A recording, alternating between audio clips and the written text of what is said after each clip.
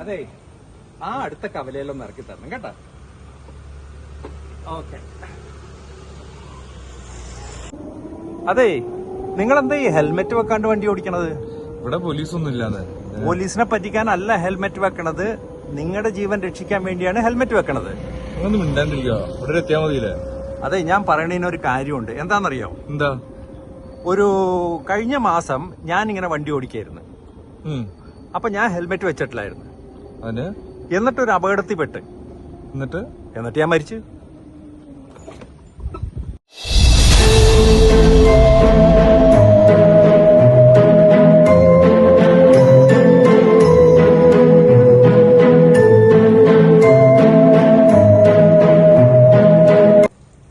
Two wheeler ഓടിക്കുന്നവരും പുറകിലിരിക്കുന്നവരും നിർബന്ധമായി helmet ധരിക്കണം. മനസ്സിലായി എന്താ കാര്യം?